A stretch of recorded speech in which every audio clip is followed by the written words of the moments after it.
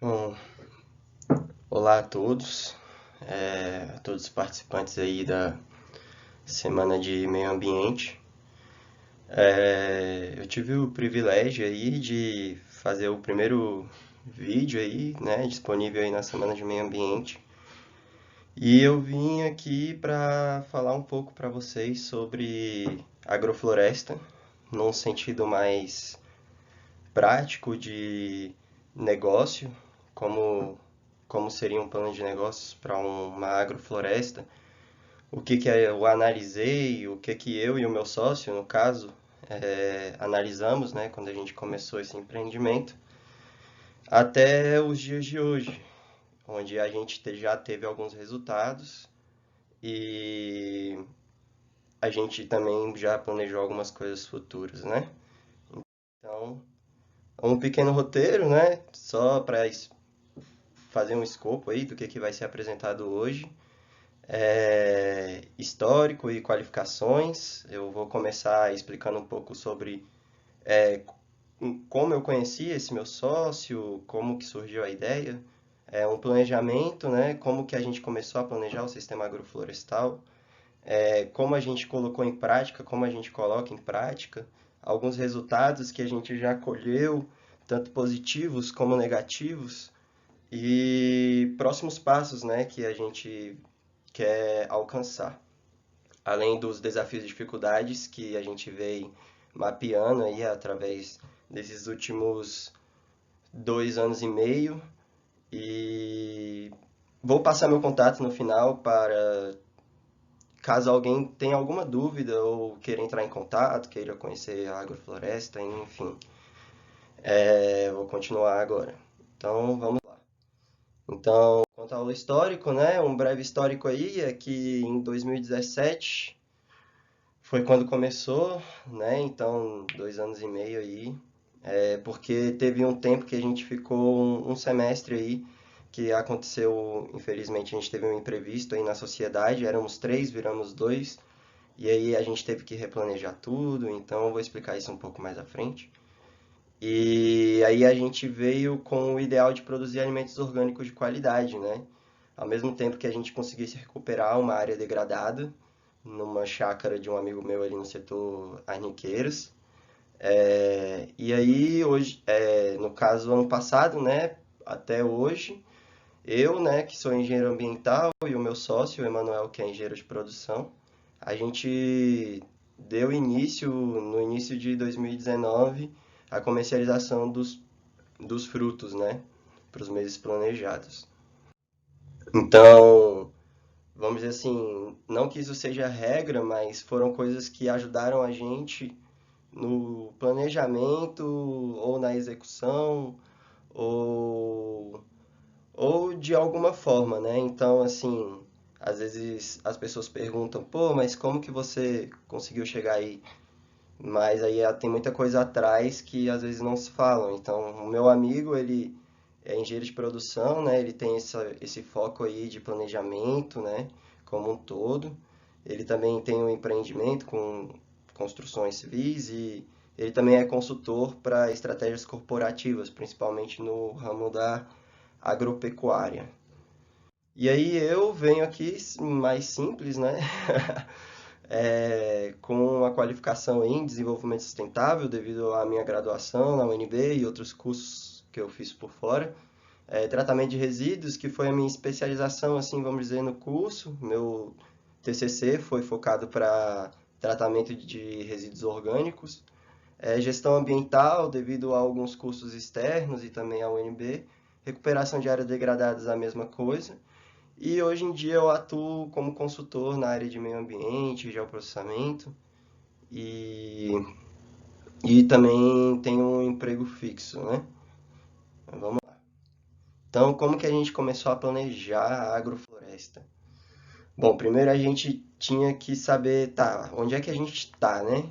Então, aí da distância da UNB, que a maioria de vocês tem esse ponto de referência, aqui no DF, e o sítio, que fica ali no setor habitacional Arniqueiras. Ele é 10 minutos da estação de Arniqueiras, ele fica num local. totalmente urbanizado, então, de certa forma, isso é uma vantagem para quem quer comercializar produtos. O que a gente viu com olhos muito positivos, né? Então, assim, eu vou mostrar mais adiante que a gente mapeou qual seria a nossa perspectiva sobre o produto que estava sendo criado, né? Que seria a agrofloresta, e a comercialização desses produtos. E aí a gente chegou à conclusão que a gente realmente estava tendo um olhar muito otimista. A gente reanalisou e realmente a gente viu que daria um bom plano de negócio, né? Então, principalmente pela localização, perto de Águas Claras, perto de várias casas, muita gente com criança, né? A gente também deu uma piada no mercado, viu que o mercado de orgânicos ele é preenchido por consumidores, principalmente que estão na faixa etária acima de 35 anos, na sua majoritariedade mulheres, ou casais que tenham filhos pequenos, mas prevalecendo aí no ramo feminino e também no ramo de idosos, né? Vamos dizer que o público-alvo aí são esses. Então, idosos, mulheres e pessoas acima de 35 anos, em média. Então, a gente está no local bom, por análises que a gente fez, até inclusive de geoprocessamento. Então, a gente teve um olhar muito otimista. E aí a gente vem, tá, beleza, mas o que que a gente realmente quer, né?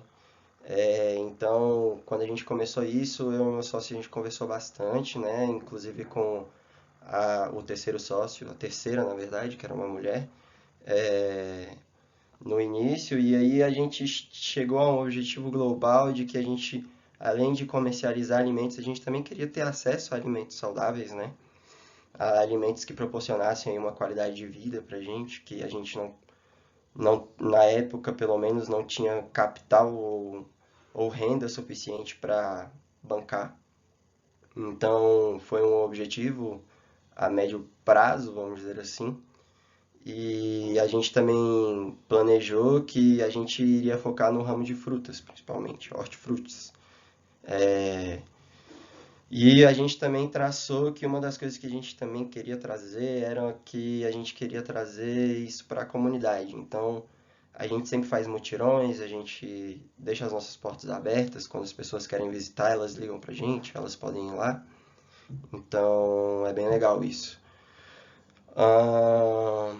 E aí, a gente também tinha que considerar uma atividade que já existe na chácara.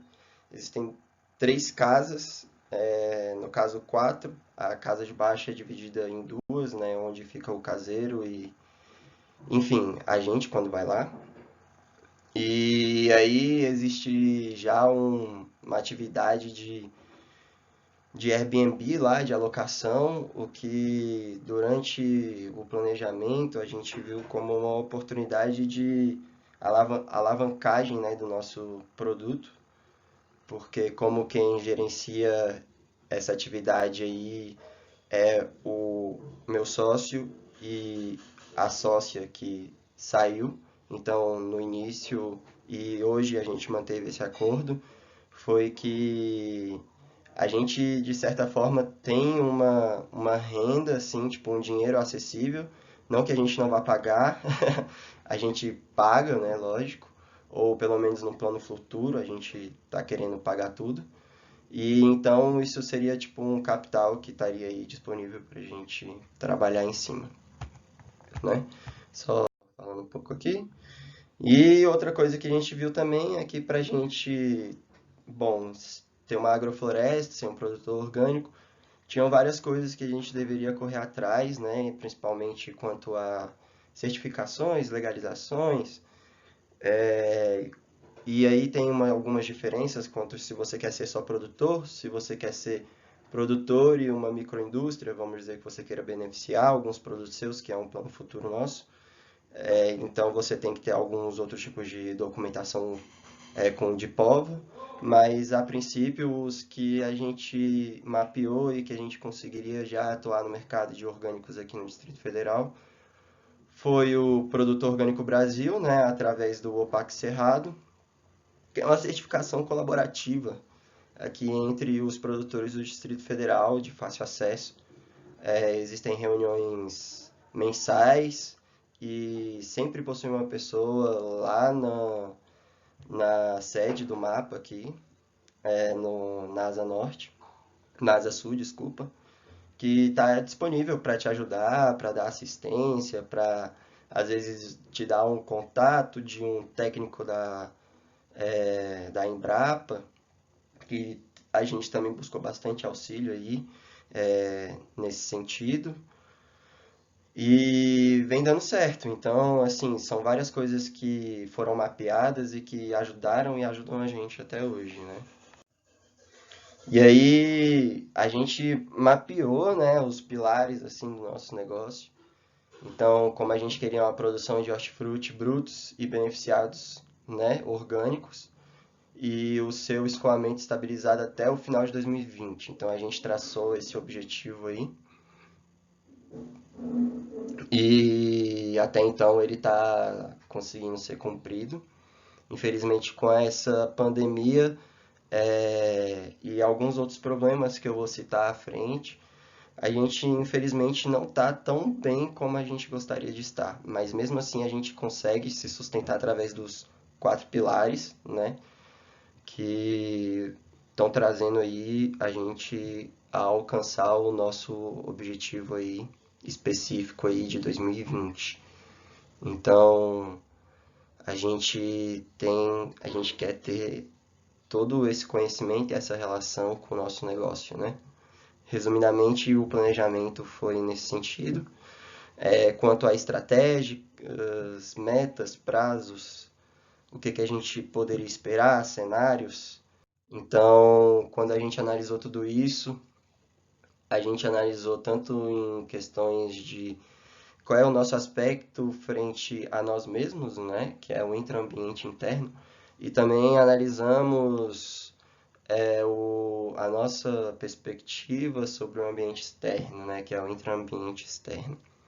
Então, como eu tinha dito anteriormente, quando a gente mapeou todas essas coisas e a gente chegou à conclusão que através das metas e os prazos que a gente estava determinando para o nosso negócio e para o nosso objetivo, a gente estava tendo uma visão bem otimista, porque, como vocês podem ver, a gente mapeou que tínhamos mais forças internas do que fraquezas, apesar de existir, né? Então, tipo, sempre vão existir fraquezas que a gente tem que estar minimizando ou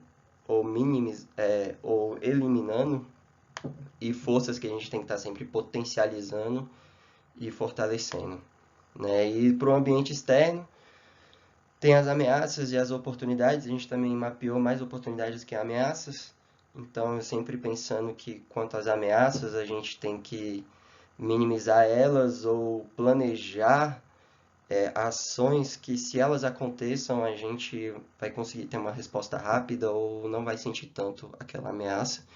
E quanto às oportunidades que a gente mapeou muitas oportunidades, então a gente teve um grande arcabouço de coisas onde a gente pôde entrar forte aí para começar e dar esse start na nossa agrofloresta. A gente não, tanto quanto forças e oportunidades, a gente viu que a gente poderia começar amanhã, vamos dizer assim, né? E aí a gente começou a mapear a área do que poderia, como a gente poderia começar, né? E como a gente poderia explorar toda a terra que a gente tinha ali disponível, principalmente com o objetivo de aumentar a eficiência da chácara como um todo, não só quanto a questões de produtividade de alimentos, mas quanto à sustentabilidade, tanto no sistema de coleta de resíduos que a gente estabeleceu dentro da chácara, e vem funcionando, e produção de composto, né, para nossa plantação. E a gente fez esse mapeamento inicial. Inicialmente a gente queria botar estufas, porque a gente também tinha mapeado que isso poderia ser uma oportunidade muito forte. Mas devido ao andar das coisas e também questão de visibilidade da alocação, a gente preferiu botar as estufas para um plano de longo prazo. Então, para voltar a pensar nisso daqui a uns 10 anos, talvez. E aí a gente, da área que a gente teve aqui, né, anteriormente que estava sendo mostrado como o Sistema Agroflorestal 1, a gente dividiu ele em 4 quadrantes, né? Os 13 primeiros são o quadrante de cima e os demais de baixo são os inferiores. M de perto do muro que existe na chácara e B do bambuzal. E aí a gente nomeou cada canteiro desse, chegou a um cálculo de área produtiva e não produtiva, de circulação, como que a gente poderia minimizar todas essas áreas para tornar a área mais eficiente e mais eficaz possível. E aí a gente determinou também classes, né, que de acordo com as teorias de agrofloresta, você tem que fazer um mix aí dentro dos seus canteiros, quanto a espécies e estratos, né, que a gente vai conversar mais à frente. Então, na teoria, você pode subdividir o seu sistema agroflorestal em 3 formas de canteiro: dossel, subbosque e roça. O roça é aquele padrãozão que o pessoal geralmente conhece, que é aquela hortinha que a gente faz no canto de casa ou no quintal do prédio. E, e tem principalmente hortaliças, coisas de baixo extrato, né? Coisas de ciclo curto. E subbosque, né? Coisas mais de extrato mais médio, né? Ali, tipo limão ou jabuticaba, coisas mais de ciclo mais longo, mas que demoram mais tempo para se desenvolver e que atingem alturas aí que enquadram elas no extrato médio aí. E dossel, que geralmente são, por isso que eles geralmente são mais afastados, né? Eles são geralmente compostos por espécies que atingem estratos mais altos e consideradas para o clímax ali daquele microambiente, né? Então são árvores mais altas que a gente plantou, por exemplo, eucalipto para produzir madeira, até para a própria evolução do sistema agroflorestal até o córrego. E, e outras árvores nativas como ipê, jatobá, e algumas outras espécies de madeira, como a aroeira, por exemplo. Então a gente também mapeou a questão do relevo, né, como que poderia ser o fluxo de água ali naquele terreno, e aí a gente chegou à conclusão que a gente teria que construir alguns terraços. Então os canteiros foram levantados, a gente colocou bambus ao redor,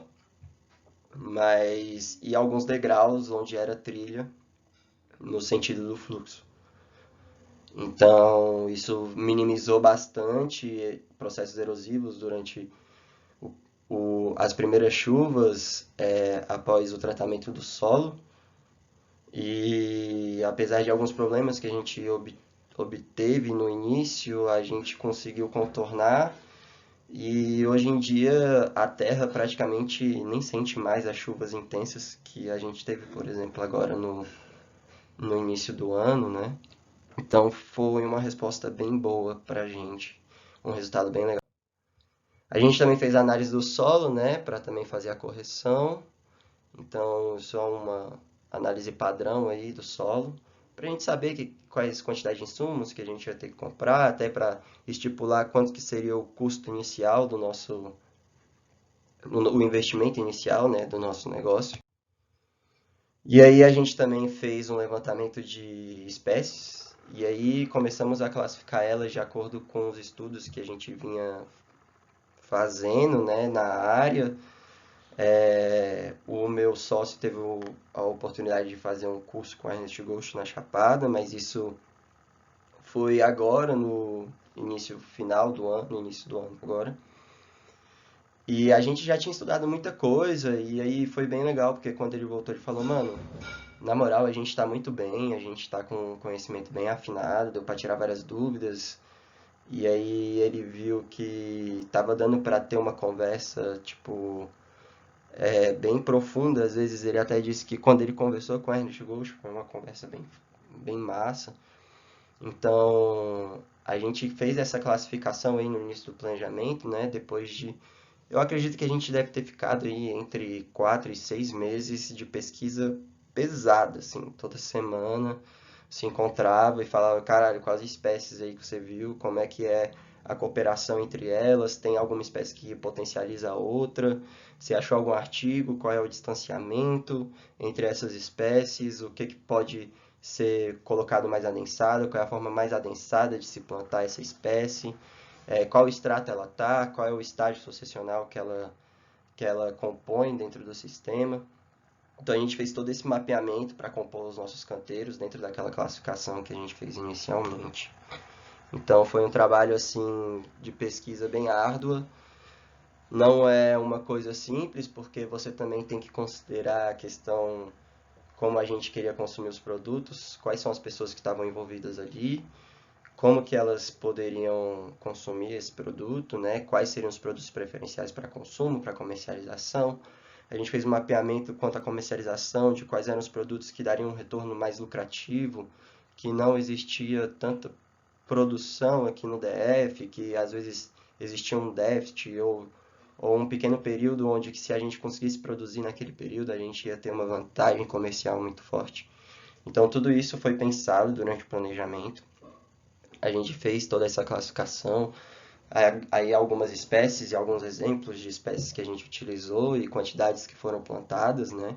Abacate, aroeira, baru, cacau, é, banana, citros, jabuticaba, café, gengibre, mamão, maracujá e outras coisas que também, quanto mais diversificado é o seu sistema, mais aprofundado vai ter que ser suas pesquisas, porque você tem que considerar a questão de pragas específicas, de, de adubação. Então, é uma coisa muito complexa o sistema agroflorestal, mas não é uma coisa impossível. Às vezes, você começando devagar, você tendo espaço para fazer experimentos pequenos, colocar uma espécie junto com a outra, ver quem cresce mais rápido, qual é a altura que aquela planta fica. Às vezes fica depois que você estuda, que você se aprofunda nas pesquisas, você vê que fica uma coisa intuitiva durante a prática, né?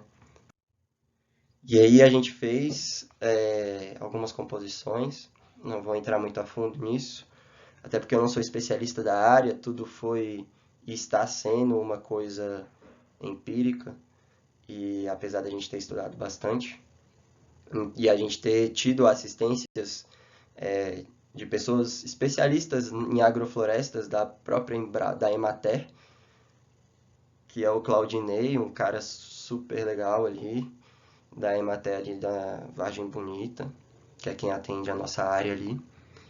E, enfim, é bem legal ter essa relação com os técnicos do governo, eles são super capacitados, a gente é referência mundial de agricultura, não só a convencional, mas de agrofloresta, a gente está se tornando uma potência que é inequiparável, né?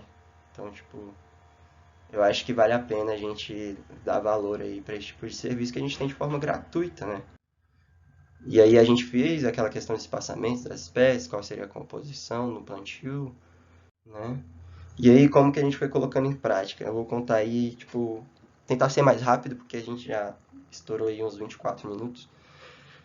E aí, só um pouquinho do início da história, né? Até 2019, que foi quando a gente começou a começar. Então beleza, a gente terminou de calcular todas as áreas produtivas, as espécies, quantidade de insumos que seriam necessários devido a levantamentos com o técnico da Emater e com uma consultora externa que a gente contratou no início para auxiliar a gente. Aí é uma coisa bem opcional, assim, consultor externo de agricultura para agrofloresta, às vezes é uma coisa que se correlaciona tão bem, então é muito opcional, mas é uma coisa que ajudou bastante a gente, apesar de a gente ter tido alguns problemas quanto a essa questão.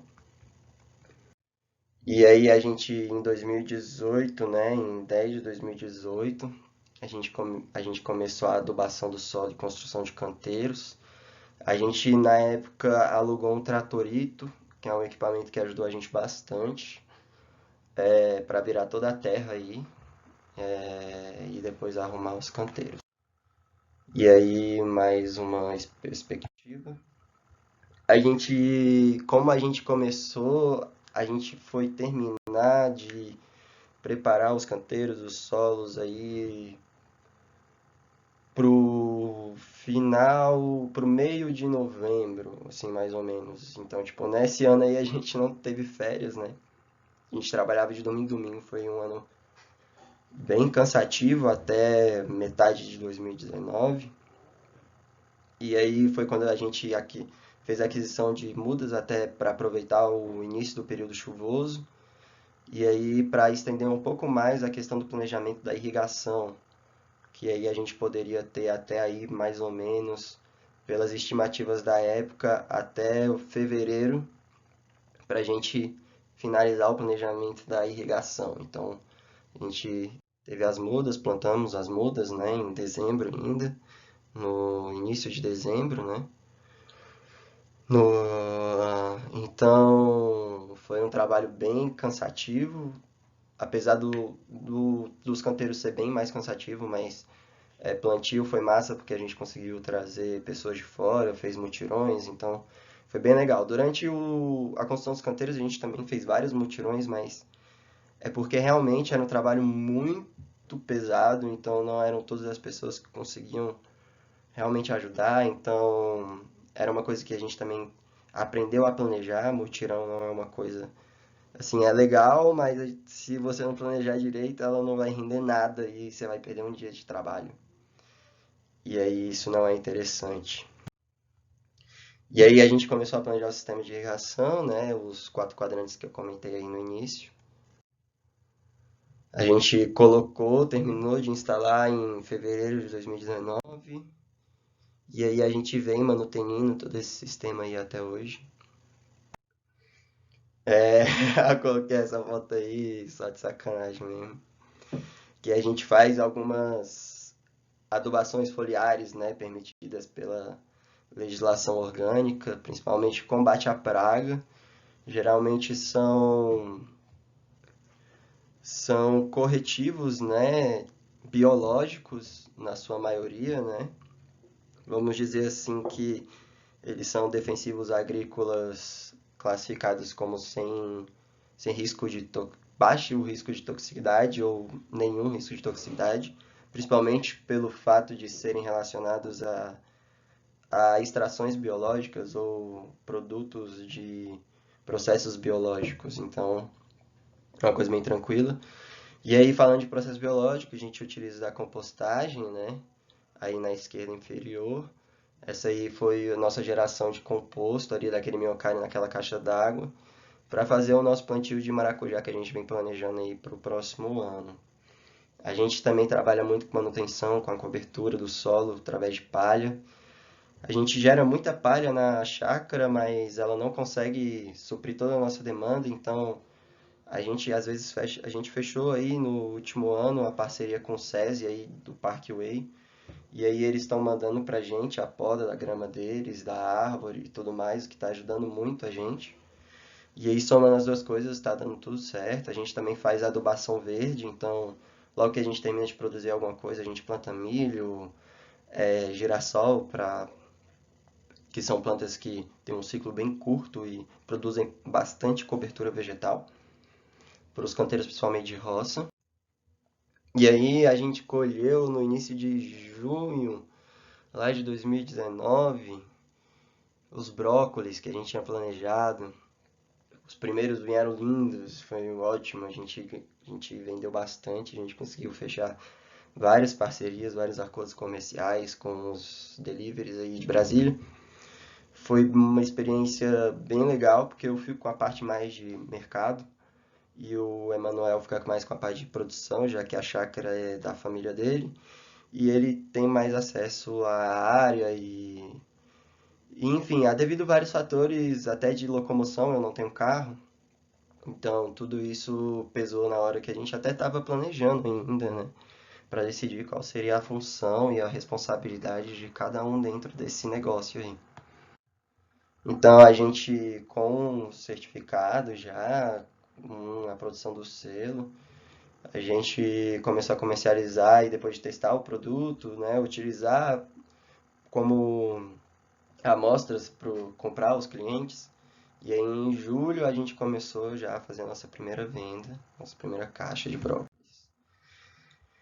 E aí disso tudo a gente veio produzindo muita coisa e teve acesso a vários alimentos bons, coisas que ainda não estão saindo comercialmente, mas que a gente vem testando e vem dando bons resultados. E alguns produtos que vieram bons iniciais e depois tivemos grandes problemas. Né? Então, um dos resultados principais que a gente destaca é a modificação daquela área ali. Tipo, foi uma ação antrópica a favor do meio ambiente, assim, que eu vou te dizer que modificou o relevo, com certeza modificou a infiltração no solo. A gente tem uma erosão aí embaixo desse bambuzal. Não sei qual seria o resultado dessa agrofloresta para o freio dessa erosão frente ao nosso terreno. Então, assim, a gente vê que em 2017 essa área era dessa forma. Hoje em dia, essa foto foi no final de 2019. Ela vinha aumentando a sua cobertura vegetal, sua cobertura, né, de sol. E aí, nem tudo são flores, né? Nem tudo são brócolis. Então, um dos problemas que eu vinha citando ao longo da apresentação é... A gente teve esse problema aí da praga do mamão. Cara, a gente perdeu todos os pés de mamão. Foi tipo uma ré que a gente teve no nosso planejamento que a gente está tentando contornar e a gente está trabalhando para isso. Então, vão acontecer problemas, vão, mas assim, é parte, a natureza. Muito difícil a gente controlar a natureza, então a gente tem que ir tentando adaptar o nosso terreno ao que a gente vê que é produtivo, ao que a gente não tem acesso a pragas, ou ao que o nosso solo responde bem. Então, a gente vem trabalhando com esse pensamento. E aí, para os próximos passos, a gente plantou pimentão de novo na chácara, então a gente está esperando aí, teve uma resposta ano passado muito boa, gerou uma renda muito boa, uma receita muito boa. E a gente vai voltar aí com pimentão vermelho.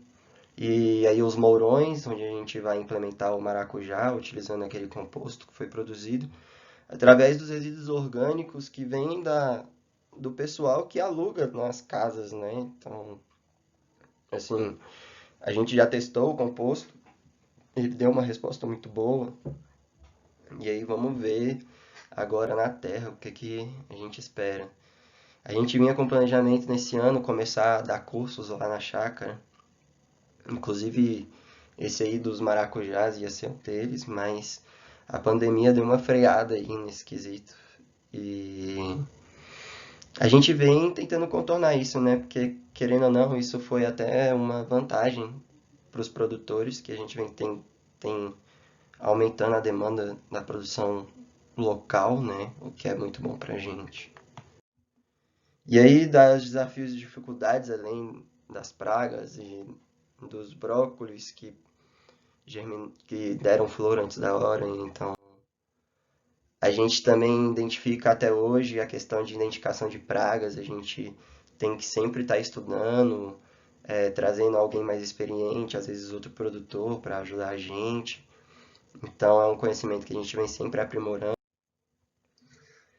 A recomendação da adubação pré-plantio, então, é uma coisa muito importante assim na hora que você começa, porque a gente viu que talvez a gente poderia ter feito uma adubação melhor. Então, é uma coisa que é bom ter um acompanhamento técnico bem forte, com boas recomendações mesmo, assim.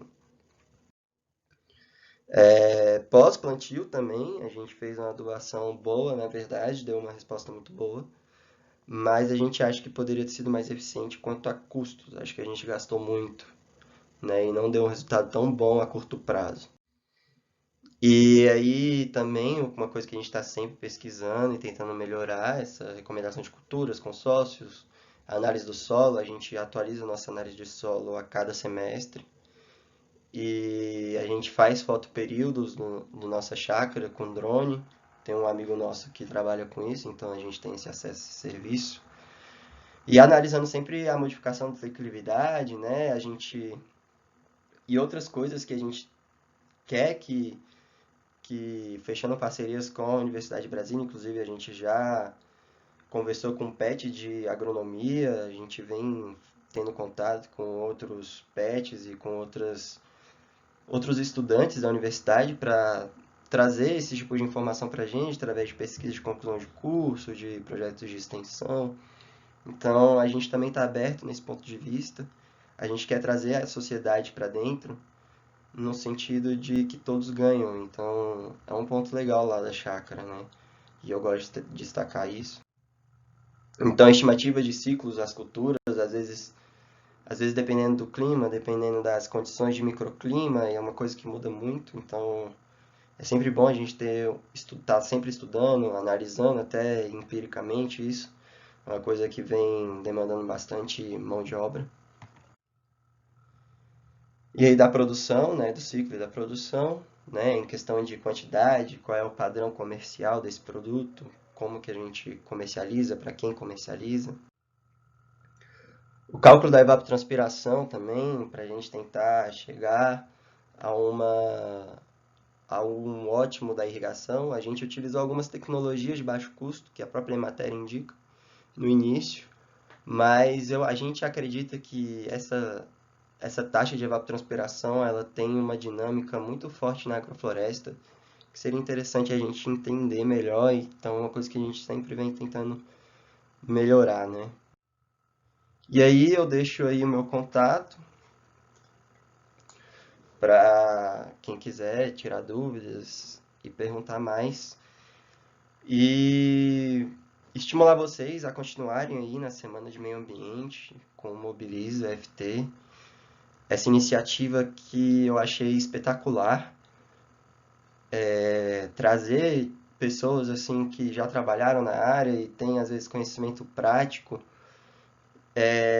e científico dentro daquilo, então é uma coisa que enriquece muito quando você está na graduação, é uma coisa que fez muita diferença para mim e eu acho que faz diferença para todo mundo. Então eu espero que todo mundo que tenha assistido o vídeo até o final tenha gostado e eu fico à disposição. Desculpa se a apresentação ficou longa. Bota na velocidade de 1.5 aí, que eu acho que minha voz deve ficar normal, que eu me precavi de falar devagar. E é isso, pessoal. Obrigado por tudo, obrigado ao Caena aí, ao pessoal da Engenharia Ambiental, de onde que eu vim e de onde eu agradeço até hoje e tento sempre apoiar na medida do possível. E é isso, pessoal. Eu vou aparecer novamente na quinta-feira, uma palestra, uma roda de conversa sobre compostagem e o mercado de trabalho aí da área de meio ambiente. Eu vou estar com meu colega Dutra, que é sócio fundador da Engaia, então vai ser bem legal. Eu espero conversar com vocês e nos encontramos lá e até breve. Qualquer coisa, entre em contato.